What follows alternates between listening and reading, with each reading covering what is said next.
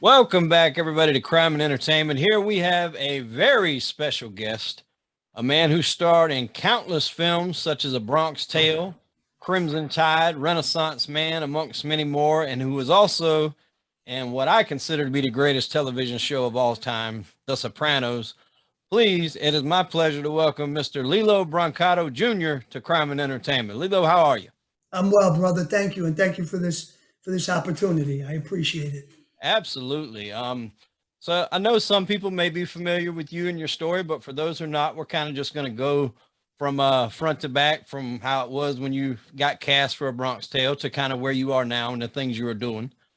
So you were born in 1976 in Yonkers, is that correct? No, I wasn't born in Yonkers. I was born in South America. Oh, I okay. was born in Bogota, Colombia. I was adopted at 4 months old from an Italian family by an Italian family in Yonkers. They were both Italian immigrants. They met in Yonkers, got married, had a miscarriage, didn't think they could have any more children, Oh, and then they decided to adopt. That's when they found me, a picture of me after seeing all different, pictures of all different babies and, from all over really. And my mom said that when she saw my picture that I was the baby that she wanted. oh, okay. All right. So now, when you were coming up, did you have aspirations to be an actor, or was this whole thing with you getting cast with The Bronx Tale just kind of happenstance? No, it just happened. It just happened. I, I was told that I bore a resemblance to Robert De Niro when I was like 14 years old. So obviously, after that person said that was the first time ever I was working at a florist. Then I paid a lot closer attention to Robert De Niro and his body of work. And when I started watching his films, I was really amazed how talented and versatile and just what a screen presence he had as an actor.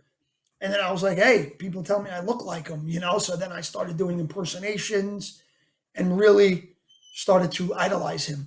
Can you put this volume up? Absolutely. Yeah, he's a very talented actor. He's actually that's him behind me here. I got Yeah, no, I know. That's a great picture. That was just the way that part of the movie was done. You know what I mean? To use that song and to like have De Niro do that and just like nothing was needed to be said. He right. said everything in the way he looked at him. Yeah, It was like, like I like this guy. We have a lot of good memories, and it's just such a shame that it's got to come down like this. But absolutely. Acting without saying a word. right, and there's nobody that could have done it like De Niro did it. And I'm saying nobody. When it comes to that kind of stuff, just with their eyes, there's not many better than De Niro. You know, So the guy that actually spotted you, you were at Jones Beach. His name was Marco Greco. Is that right? correct. Okay. So he just spotted you and it said you bore a striking resemblance to Bob De Niro, and you kind of went from there. Well, my brother got me out of the water because the guy Marco Greco was handing out flyers. He went to the section of where we were all hanging out, myself and my friends. There was about 15 of us. We all had towels, and so he came over to our group of friends. And when my brother found out what he was doing, my brother said, "Hey, hold on, I'll get my brother. Lilo. He's perfect for this. He looks just like De Niro. He does impersonations of De Niro." So the guy was like, "All right, let me meet him." And then when he met me, he was like, "Oh wow, you're right. He does look like De Niro." And he was definitely very excited, and so was I, of course, Right. when it happened, because like I had heard about the film, but I didn't really think that I had a chance because it's like such a long shot Right. to be in a film and to be in it in that capacity, to where I would be the lead, I would be narrating it, basically carrying the movie on my shoulders as an Absolutely. amateur at 15, 16 years old. I just didn't think that that was humanly possible. But obviously, I was wrong, and I'm glad I was wrong. I thank Bob De Niro, Chaz Palminteri. They gave me an opportunity of a lifetime, which is probably better than winning the lotto. Oh, You absolutely. know, yeah, Yeah, because I mean, with that opportunity, you can just keep growing from it. It's like the lotto. They give you the money if you spend it and it's gone. But this film will live forever. It really will. and I'm Absolutely. really proud to be in it.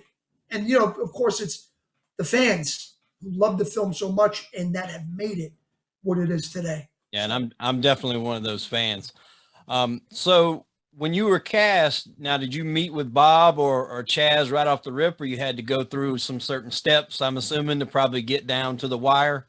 yeah, like I said, they found me on the beach. I went down to the Bronx to the Belmont Playhouse. I read for Marco. Never read anything like that before.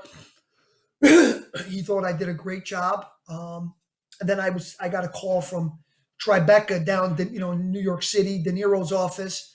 They mentioned they really liked my tape. They wanted to meet me in person. When I went down, there was a lot of kids reading for the part, but then as I kept getting called back, there was less and less and less. And then finally, after a few weeks, I had already met Chaz because he was like, you would see him in the building. He'd come and give us little pep talks, and he was cool. And then you had De Niro was nowhere to be found. Then like 3 weeks later, 3 weeks later, they said we're going to go meet Bob. And I didn't know that was going to be Bob De Niro. All right. Then I met De Niro, and everything changed from there. Then it was really serious. Then I knew I was in serious contention for this role. And then we did a lot of like trying different combinations of the friends and the girl, and it had to be right. And De Niro, found some real talent. I'm not saying myself, but I'm saying like Terrell Hicks, all the group, all the kids from the group of friends, Louis Veneria, Joe, all those guys. And I think the film was really well done. And like I said, I'm proud to have been part of it. Now, what grade were you in at the time when you were shooting this? I was supposed to be in 11th grade. Okay, now that had to be pretty surreal to be in 11th grade and working with Hollywood heavyweights like Chaz Palminteri and Bob De Niro. That had to be pretty surreal for you.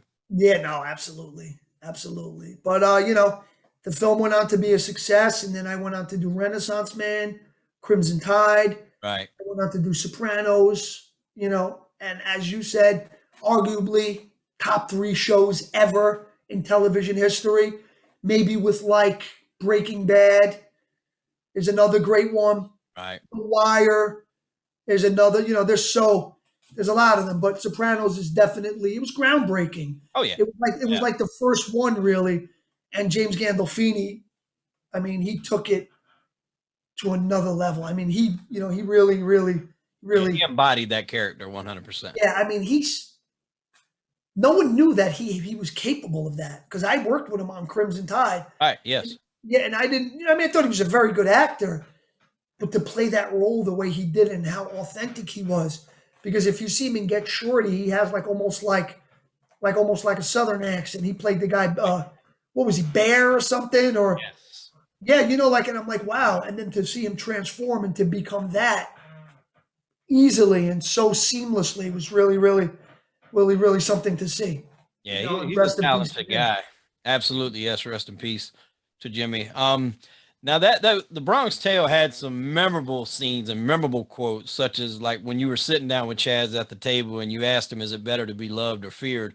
I mean, that's something that I actually posted on my personal Instagram page about 3 weeks ago because it's just such a great scene and a memorable scene. When you were shooting scenes like that, did you realize at the time that was going to be something special and going to be quoted forever, or because you're actually shooting it, that doesn't really sink in at that particular time? No, it didn't sink in. I mean, there was no way at that point in time I would have been able to look so far ahead, Right. because, like you said, it was so surreal that it was almost like, am I dreaming? Like, wake up. You know what I mean? You know what I mean? Oh, absolutely. Because that just doesn't happen. And, it was like a blessing and a curse at the same time, because it's like, as an actor, right? You got people that, aspire to be actors their whole lives. And, some do make it, but, they start here, and then finally they get their shot. Finally, after they put all that time in and did the work and put in the time, they get their shot. For me, it wasn't like that. It was like I got my shot without doing that. Right. And it's like, for an actor, that was the ultimate role. You're carrying the film, you're the lead, you're narrating it, and it was like a classic film. So it's like, as an actor, where do you go from there?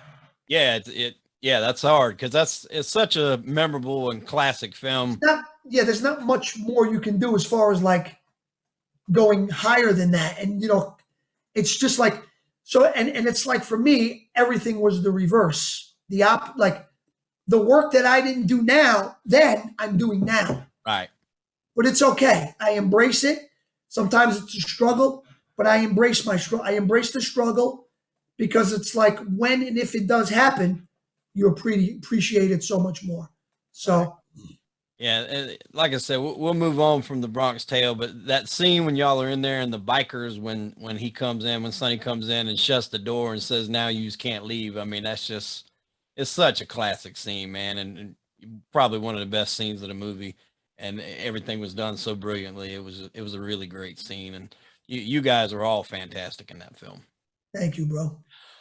All right, so now the next one you did was Renaissance Man. Is that right? Correct. Okay, now that one you had Danny DeVito, Mark Wahlberg, Stacey Dash, Kadeem Hardison, yes. Khalil Kane, Gregory Sporlater. That was a Penny Marshall film. Rest in peace. She died a few years ago. She was a very good woman. She's from the Bronx. Like being out there in Hollywood for my first time and having Penny as the director was like a perfect fit, because we spoke with the same accent. You know what I mean? She's from like East Tremont in the Bronx. Now there was a scene in there when the guy had left like his bracelet and some pants, and you were with him, and you kind of done like a Tony Montana-esque accent. She's like, "Hey, find his daddy's bracelet." Yeah. And then you mimic Jake LaMotta a little bit later on too. Was that scripted, or was that something you came up with? No, that wasn't scripted.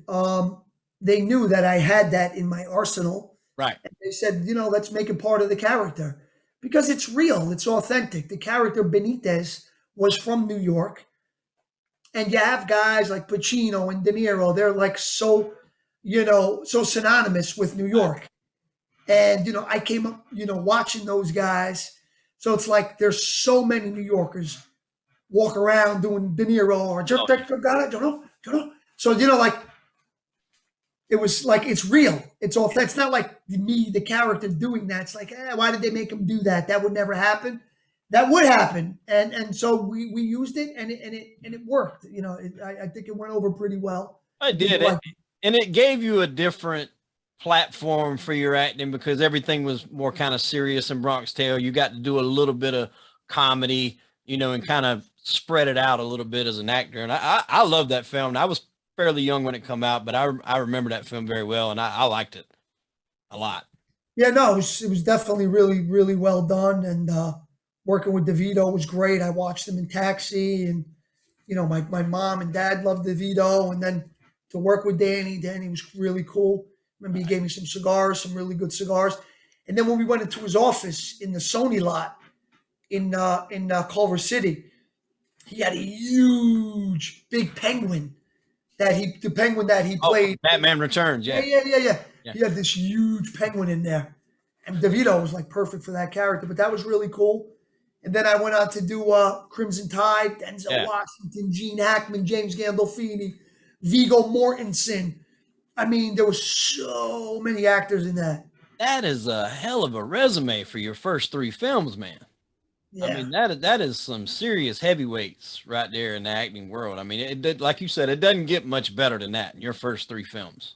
Well, no, not at all. But, it's just like, where do you go from there? It's like kind of discouraging, because it's like you almost have to go back down to come back up. Okay. So, and by then, I'm sure a lot of doors are opening for you in lieu of parties and women and everything else. Is that kind of when things maybe started to kind of slip a little bit for you, or? Yeah. I mean, because the money was great. And because of what I was, doing, the same that was expected of some other kid my age, it wasn't really expected of me. Right. Because it's like almost like I already passed that. just because I was doing this. Right. But you know what? That was a big mistake for me to think like that. But you know what? I should have did the things that were age appropriate, and maybe I wouldn't have grown up so fast. But it's like you got free time, you got money, everybody wants to be your friend, you're out every night of the week. And, you know, my personality is just like that.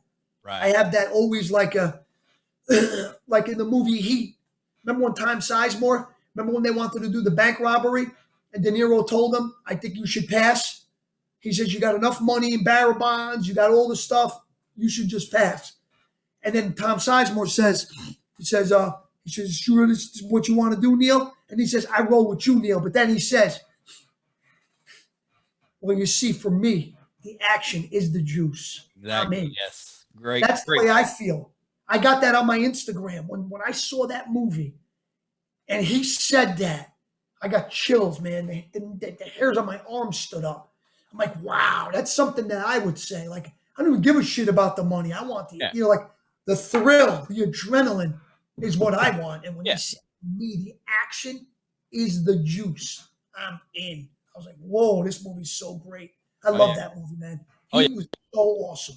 Yes, great shootout scene. I mean, it doesn't get any better than that. And then you have Pacino and De Niro in the same film. I think that was the first time they were actually in the same. Well, they were in The Godfather, but they didn't. Yeah, different times. Yeah. Yeah, they didn't interact. Now, I was told, and I'm not sure how true it is, but even in that movie, when they had the scene at the coffee shop, they weren't even there together. Yeah, they were opposite. Yeah, they shot that at different times. They weren't even there together. Yeah. Yeah, because Okay. So after that, I was watching some other interviews with you in prep for this. You actually missed a Steven Spielberg audition in New York around that time. Is that right?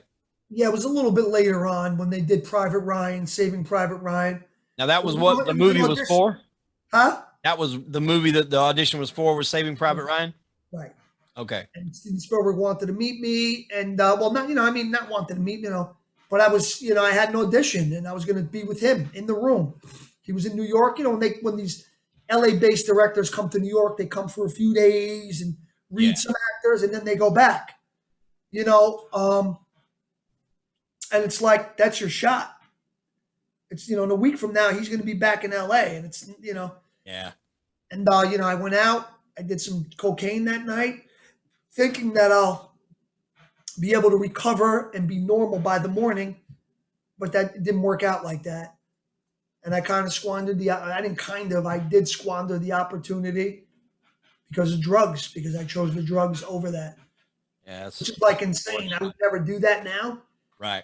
But that's what I did then. And I live, I don't live by that decision, but what can I do? I can't change it. And like you said, there was so much access to things like that. We all have to grow up, in our surroundings and our circumstances. Yours just happened to be one where you were thrust into the limelight at a very early age. And I'm sure things were plentiful around you and some of the people that were around, probably just giving it to you, I would guess, Oh, of course. So you miss out on Saving Private Ryan, but not long after that, you land Matthew Bevilacqua on The Sopranos. Yeah, I landed the role in summer of '99. Now, is that the part you auditioned for, or did you read for something else and that was what they gave you? No, I read for the first season before they knew the show was going to be as successful. Right. So I read for his friend Brendan, Christopher's friend. Remember the Brendan kid who Malone. shower? Yeah. Mm-hmm. Right. I read for that. They said, you're too young. And they basically said, if we get another season, because at that point, the next season wasn't guaranteed. They didn't know how people were going to receive the first season. So, but obviously the show was a huge success. Absolutely. We went on and did a second season, and then they brought me in as Bevilacqua. Now, did you meet with David Chase for that? Well, he was there. But I don't know if I actually met with him for that. Okay. But I mean, I've obviously spoke to him and I was around him. And it said he's quite a presence. Yeah. I remember he bought this really good pasta for everybody to eat. Oh yeah, I listened to the Talking Sopranos podcast with Michael Imperioli and Steve Schripa, and they said that they just had food for days on that set. That was one of the best parts about it, was just plenty of food that you could eat, Yeah, yeah, yeah. when you weren't on camera. So now at this time, Sopranos is, getting red hot in the middle of their second season. And as we just spoke about some of the guys you work with on there, you have Michael Imperioli, Jimmy Gandolfini, Tony Sirico, Steven Van Zandt. You can go on and on. That had to be pretty surreal too, coming off the Hollywood heavyweights that you work with in the movies and then going into this big TV show. You enjoyed that experience there with those guys, I'm sure. Oh, absolutely. I mean, I was a huge fan of the show. Right. The first season was groundbreaking. It was like tremendous. Gandolfini took playing a wise guy to a different level. I've never seen anybody do it as well as he did. Because you know what it is? He not only played the part, but he looked it. He was balding. He was chubby. Like that's what these guys look like. Yeah. You know what I mean? They don't look perfect. Some do, but for the most part, they eat at restaurants every night, and of course, that's the way you would look. Yeah. And every time he ate, every time Tony Soprano ate, he looked so real, and he always made me so hungry. Yeah, he done a lot of eating on that show. I rewatch that show probably at least one time a year. I'll sit down and watch the whole season, and he eats a lot on there. And they said, however many takes it took, they have to eat the same thing over and over again. So it might look like 1 30-second scene to you, but he probably ate 3 or 4 meals trying to shoot that one scene. Oh hell, no! I know that. I've seen that. Okay, so now, you also had some very classic scenes in The Sopranos too, especially at the card game with Steven Van Zandt and you sweeping around his feet. That's probably one of the more hilarious scenes. Yeah, with the cheese. Right, yeah, with the cheese. Now, I like cheese at my feet, so it smells like your sister's crotch in the morning. That was perfect. Oh man, he nailed that. It was so funny. Frank Sinatra Jr. was at the card game too. Yeah, that was him. That was obviously the real guy. Yeah, real guy. Yeah. Okay, so that had to be pretty neat too to get to meet him. Oh yeah. Nice guy, sweet guy. All right. If you had to pick, what was your most memorable experience working on that? It had to be the death scene. It had to be the death scene at the end. Gandolfini was very cold to me that day. And we were cool, but he was standoffish and cold. I didn't realize he was getting into character. Right. I was thinking to myself, did I say something to this guy? I kind of wanted to talk to him about some of the dialogue, and he's like, and I'm like, okay. He's getting in the mindset he's got to take you out. Yeah. So I said, all right, no problem. Then I kind of caught on. And then when we did the scene, obviously it was, it was there. It was there on both sides. And I remember when we were done, he gave the most memorable moment was when, he gave me a hug and told me that was really, really, really good. And you could see he meant it. He said that was really good. And I mean, I already realized how great he was. So for someone that great to be telling me that I was really good, that's a pretty big compliment right there.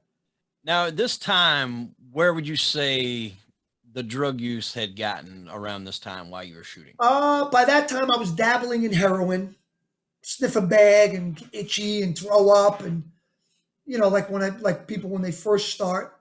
Right. I was doing cocaine on the weekends, Thursday night, Friday night, Saturday night, drinking, 3-4 times a week and really drinking when I go out.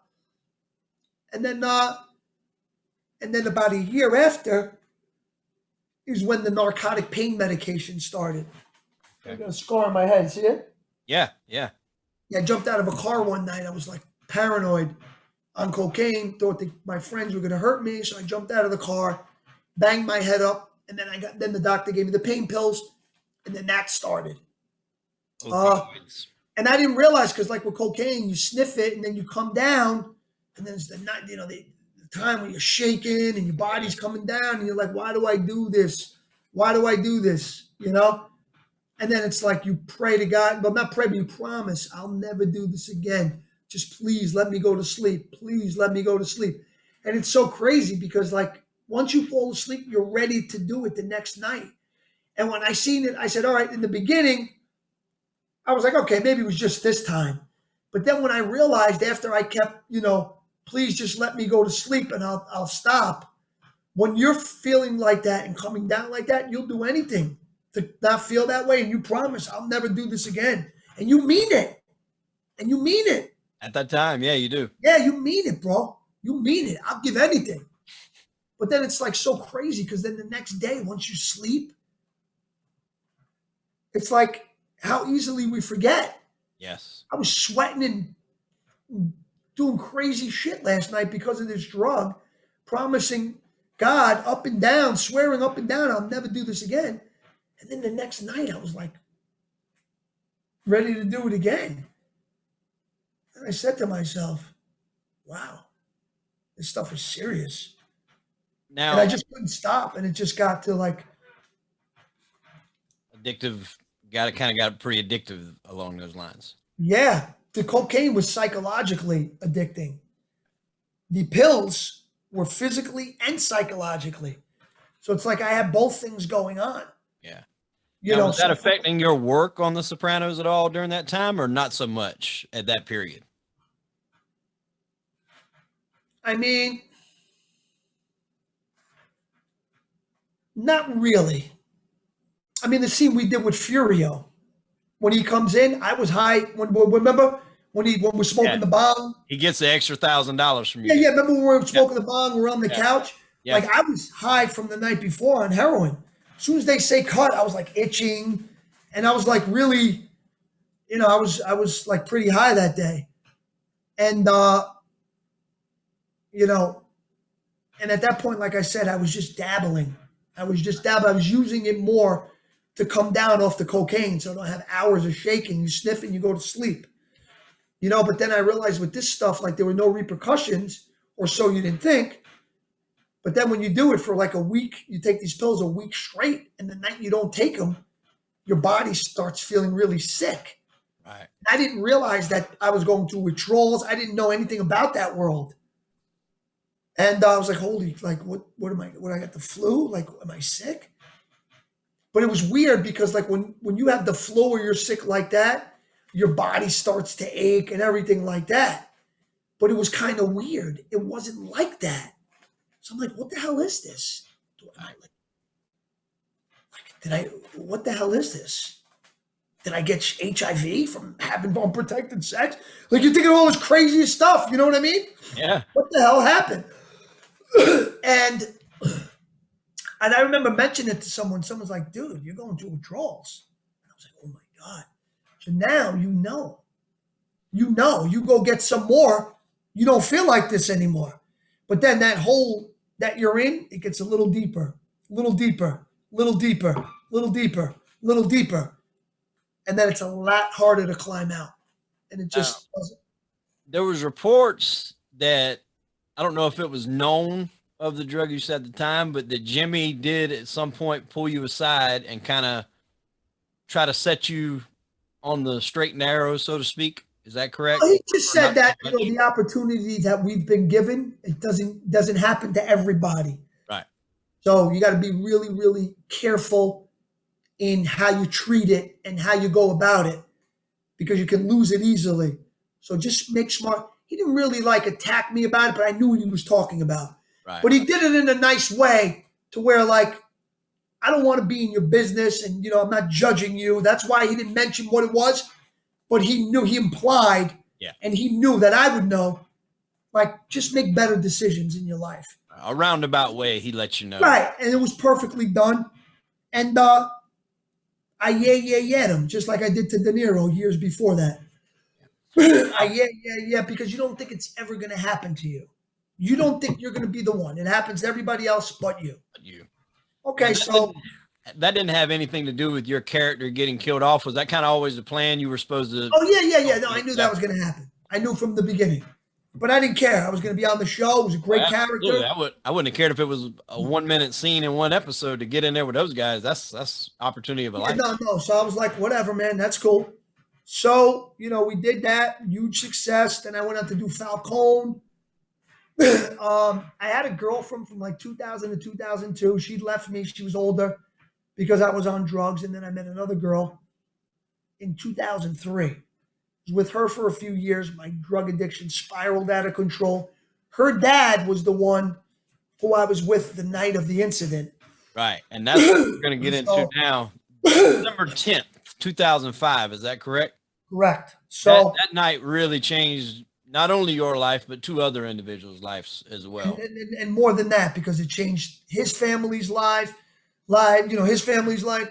Everybody and their families, everybody was changed after that. Now, That's not something that you easily forget. Even that girlfriend broke up with me because of my drugs and then my drug use. And then I became friends with her father as a reason to go by the house and not get the cops called. So I started hanging out with him. We went out December 10th, 2005. We went to a strip club. We were out all night. We went to a friend's house, my friend, to get more drugs. And obviously I was dope sick. And I broke a window. But that is so not a burglary.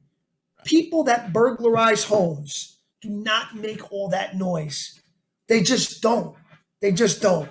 You know what I mean? There would have been, if I wanted to burglarize that, because I actually knew that I had permission to be there, and I was so sick that I didn't care about breaking the window because I knew I would get his attention, but that would also get the attention of the cops. Right. Now you actually, you were under the pretenses that you knew who lived there.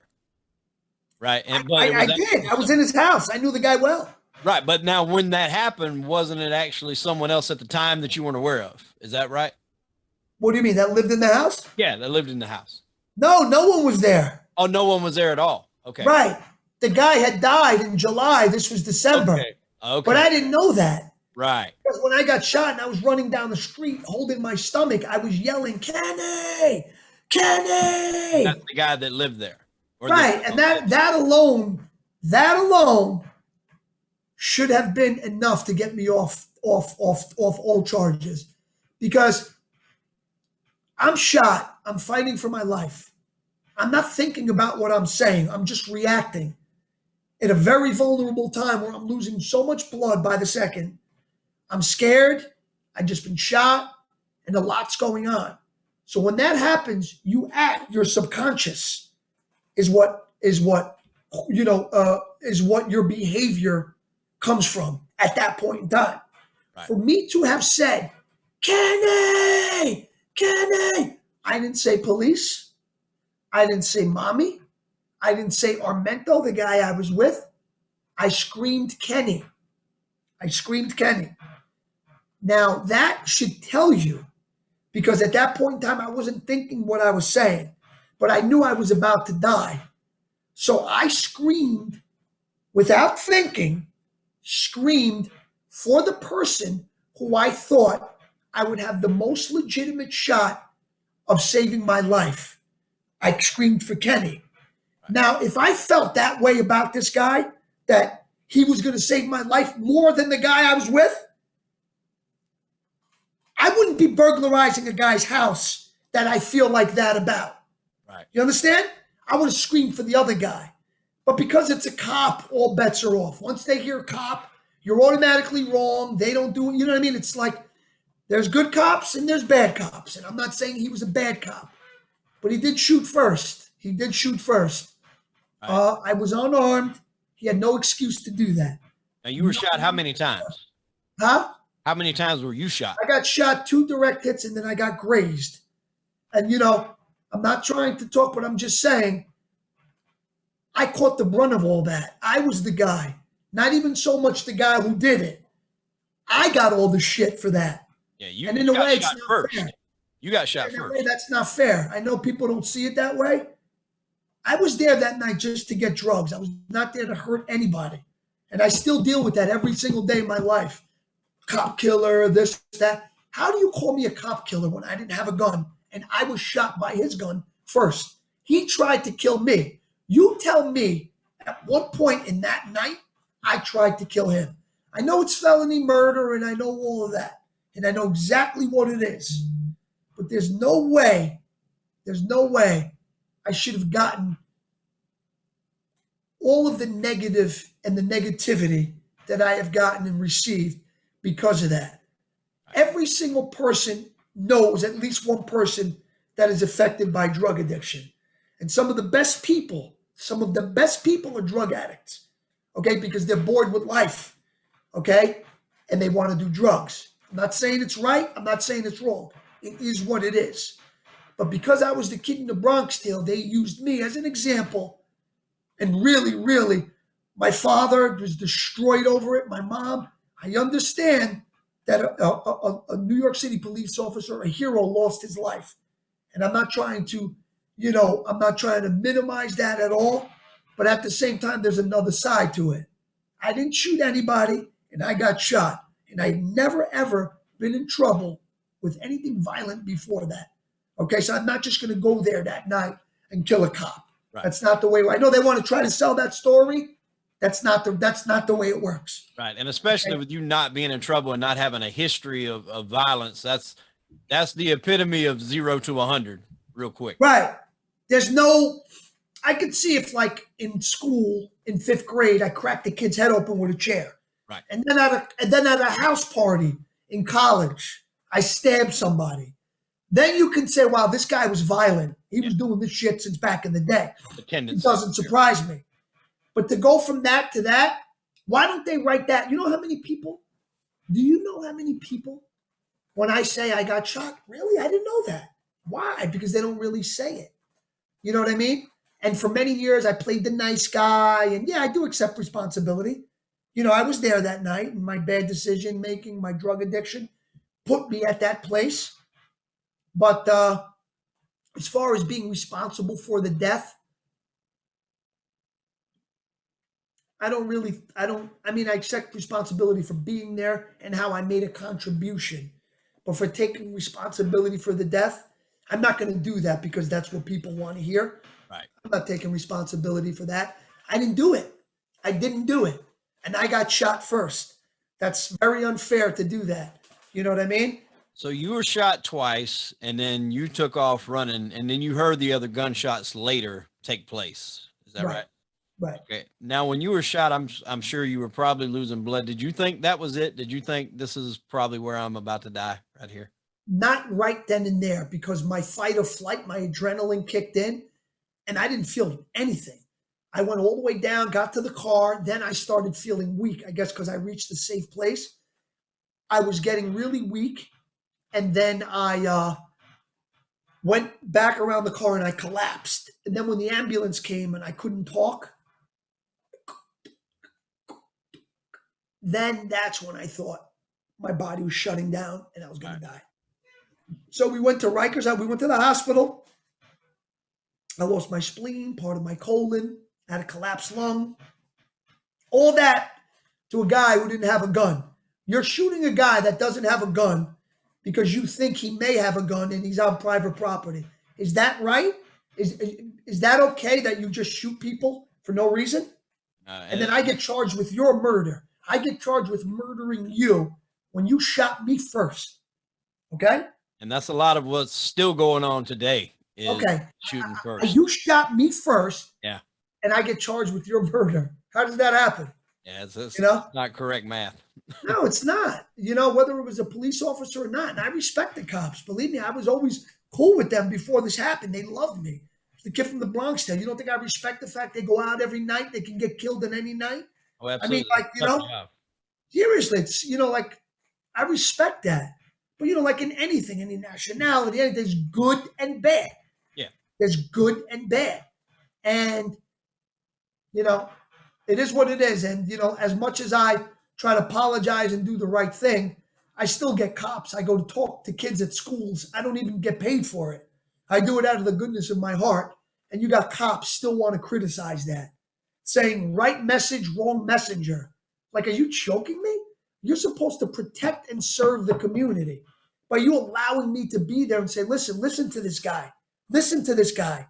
This guy got in trouble. He had a great life and he made bad decisions. Listen to this guy so you don't end up doing what this guy did. That should have been what it is. But I guess it's just about, the brotherhood, the boys in blue. But the boys in blue are supposed to protect and serve. Right. And I know there's a lot of cops that would have recognized that as being a good thing. Like, yeah, this guy made mistakes. Everybody makes mistakes. That's why they make erasers on. That's why they put erasers on pencils. But like, it's like I've done nothing wrong since I came home. I've given and dedicated such a huge portion of my life to giving back and helping other people. I just don't understand why we can't get it right yet. If I came out and I was still getting high and doing all this stuff, then you could say, you know what? Okay, this guy's a bad seed. He is what he is. He should have left him where he was. But that's not the case. And I just think it's like, let's move past this now. Let's move past this. And it doesn't get any much better of a lesson to say, hey, here's this guy. He had all this going for him. And then look what going down this bad road led. I mean, that's really about the best lesson you can teach the youth of the day and what not to do. You're absolutely right. But unfortunately, not everyone sees it like that. But the bottom line is, we went to Rikers Island. We spent about 3 years there. Stephen Armento went to trial first. He was convicted of murder in the first degree, sentenced to natural life, without the possibility of parole. And then I went to trial about a month later. I was found not guilty of murder, 2 counts of burglary, 1 count of attempted burglary. But then I was found guilty of attempted burglary in the first degree with serious physical injury to a non-participant. So, I went, I did my time. I didn't try to take any shortcuts. I went there, I got an education, I got clean, and I really used the time for what it was meant for. And you had a lawyer also, right? Huh? You had a lawyer, right? Joe Tacopina. Yeah. Yeah. We went to trial. Joe was tremendous. And without him, I wouldn't be talking to you like this right now. Right. I seen him in the documentary. I think it's Wasted Talent. Right. He had a part in there. He looked like a real sharp guy. Looked like he was probably worth every penny that you had to pay him. Yeah, every penny and more. I mean, this guy, he was never intimidated by the big, strong police presence in the courtroom. Well, a lot of lawyers would have. Right. A lot of lawyers would have gotten scared, and they wouldn't have been able, because they would have held back. Because what is these guys going to do to me after? Joe didn't care. Joe knew that I should not have been treated the way I was being treated. They treated me like a murderer, like an axe murderer. You know who did it. And for them to have treated me that way, they should be ashamed of themselves. Like, seriously. I understand a cop's dead, whatever, but you know it wasn't me. Okay? For you to keep coming at me, the only thing I was guilty of was having a drug addiction, which I guarantee you that person that's looking at me that way, guarantee you know someone very close that has that same addiction. People shouldn't pass judgment because they never know what their sons or daughters are going to turn out to be. Absolutely. Okay, this can affect anybody. It doesn't discriminate you, and it doesn't make you worse of a person. It makes you a little different. You're wired a little different. But there's ways to overcome it and suppress it and live a very productive life, which I'm doing right now. You know what I mean? But so at the time you're in Rikers Island, now you're still a very well-known face from the films and TV shows you've been in. Were you recognized right off by some of the guys in Rikers? Yeah, of course. I mean, we were all over the TV. Everybody knew who we were. Right. Now, was that a good thing for you or a bad thing for you? No, it was a great thing. It was, right. I mean, you got to understand, in prison, people don't like cops. Oh, yeah. They don't like cops. So, I mean, in that regard, what we went there for was probably one of the best things we could have went there for. And the worst thing would have been like pedophilia or rape. Those are the worst things. Yeah. Those are the worst things. And then the best thing was probably that. I'm not saying that it's cool or it's right, but that's what it is. It was, established before me. It's going to be like that before. It's like that before. It's going to be like that after. Well, going into the prison like that, your reputation is kind of based on your charges. And I know that's not the best thing, but that's how it is. And coming in there for not just a murder, but being charged for the murder of a cop, that's definitely coming in with some, I guess, not street cred, but prison cred a little bit. Not that that's, appreciated, but that's just kind of how it is when you go. Yeah, no, I mean, listen, at that point in time, if it works, you got to work it. Right. Because listen, a place like that, you could get killed. Oh, absolutely. You could get your face cut open, stabbed. There's so much bad stuff that can happen. But then if you got this card that you can use, this get out of trouble and, be assault free with this. I mean, it's like serious, plus at that point I was still coming off the drugs. I was very weak. I was like 130 pounds. Trust me, I was not fighting anybody. My stomach was ripped open. I was still recovering from the surgery, facing all that time.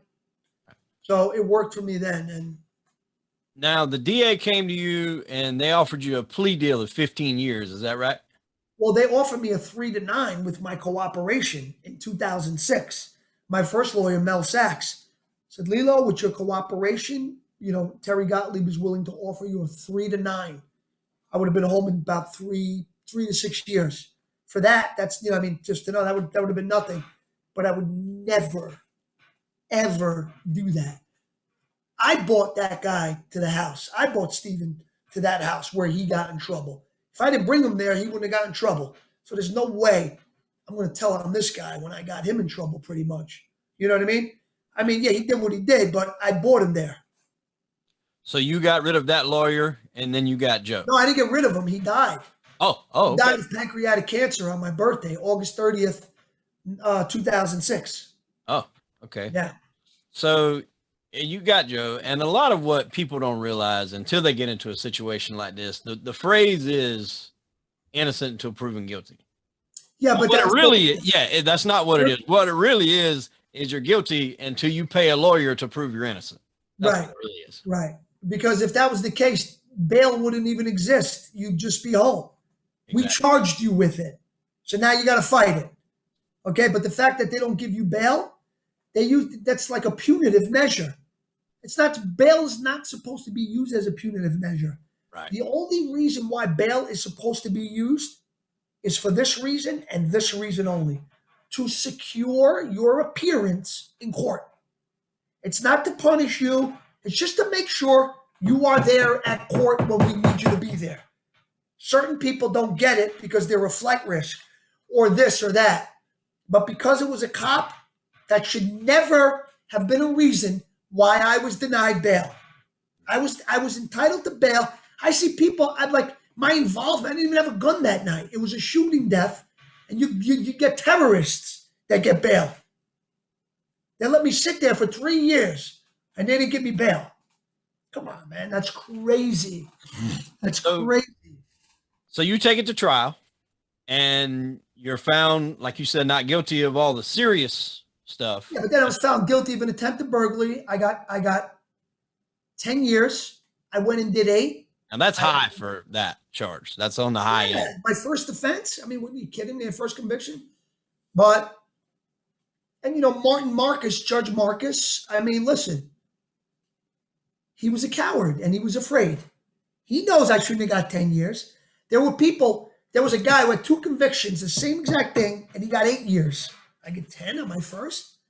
Come on, bro. You're not supposed to consider the death in the sentencing, but I'll just leave it at that. I'm still obviously a little, but yeah, I went upstate. I got my GED. I did my college. I got straight, and then I came home on New Year's Eve of 2013, and things were really tough for me. A lot of doors slammed in my face, and I, could have easily went back to doing drugs but I was on parole. I respected my parole, just like my whole parole, just the whole situation. I respected it very much. I didn't do anything. I was home every night when I was supposed to. I stayed clean. I stayed the path. And as time went on, little by little, people started to trust me more and start to realize maybe this guy is different. The opportunities came a little bit more. I'm proud to say I work for, I'm employed by a drug treatment center in Metuchen, New Jersey. My really good friends. It's called More Life Recovery. We give you more choices so that you can have more life. I'm director of public relations there. It's a great gig. I get to see so many great people every Wednesday. And these are good people. They just have an addiction, but that doesn't take away the fact that they are good people. And I want to thank my friend Stevie Barone, Kenny Sash, Joe Coyle, these guys giving me the opportunity. So I'm blessed. I have a few films coming out. I have one called The Fury with my friend Victor Rios. He directed it and wrote it. I'm a producer on it. And it's shot. I mean, listen, when you see this film, you're gonna think it's like a Michael Bay film. It's like it looks like $100 million movie. So awesome. I'm so proud to be part of it and be a producer on it. My friend Victor is like one of my best friends, and can't wait till it comes out. Then I have something with Jamie Lynn Sigler, a short film called "I'm on Fire," where I play an abusive dad. Um, that's really it's really really good. Also, I think it's gonna touch a lot of people. It's a very very sensitive subject. It's about child abuse, and Bruce Springsteen gave us a song for it because he was a victim of that. And then I have a film called Made in Mexico. Mario Lopez produced. My friend Rodney Rinks wrote and directed. I play El Chingon. I play El Chingon. I play like this Mexican cartel dude who like kidnaps this guy because he owes him some money for a script that he's going to help him get back. But the guy goes, "I don't have the script yet. I need you to help me get it." He's like, "But I don't care. I want my money." So then we kind of kidnap him to have him help us make a movie on my life. It's like the same dynamic as like Robert De Niro and Billy Crystal in Analyze This. Right. It's serious, but it's comedic. It's like it has that feel to it. It was really awesome doing that. And we have a film where we shot a 4 or 5 minute teaser called Sleepyhead.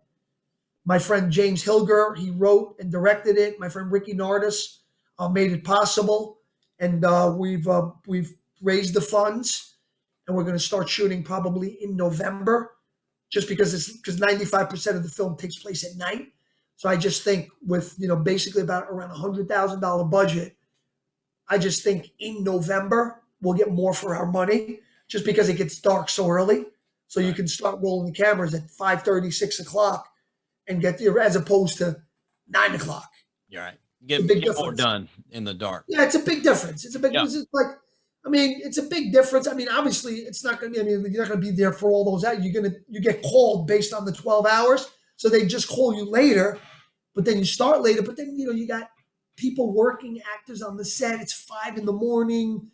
It's a lot harder to get them to be at their best at 5 a.m. I just think that if we do it earlier and we do it when it gets dark earlier, I think overall it's going to be better for the film. Now, when you got out, you went right back to Yonkers, right? That's correct. And that's where you're at now still? Yes.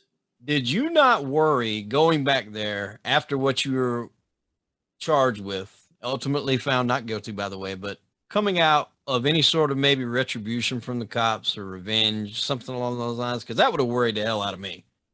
I mean, yeah, because like they'll do it and get away with it. Yeah, I did. I mean, that definitely crossed my mind. But I think the fact that I did have some celebrity status, and I think that kind of saved me. Right. I think that kind of saved me because if I think people were watching me a little closer, and I just think it would have been risky for them to have done something like that. Right. Now, when you first, I gotta be honest with you, the cops have been great, man. Since I came home, cops have been great. And there's a few right now that are in my life that are really good people. And, they see things for what they're for, what they're worth. And hopefully we can get past all this one day. Like, seriously, it's, like Daniel Enchategui was a hero. He came out.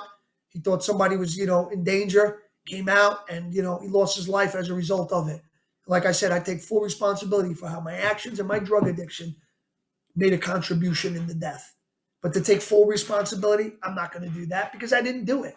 If I was there that night and I did exactly what I did, and I had exactly what I had on my person, same thing in my pockets and doing everything the same, without the other guy, and Enchategui would still be alive.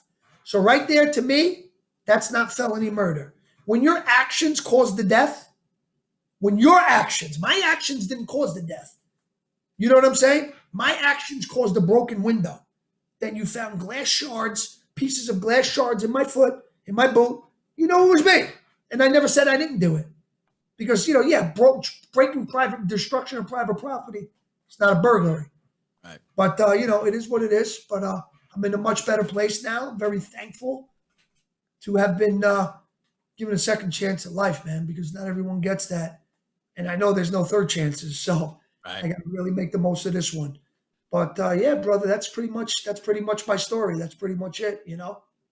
Well, that's good. And I'm glad you're getting some more roles because I know at first when you started getting back into filming, you got a little blowback there for a little bit, but I'm glad that's kind of went away. Now, one of the first ones you've done when you got out, was that with Willie DeMeo? Was that something that he put you in, or was that a little later?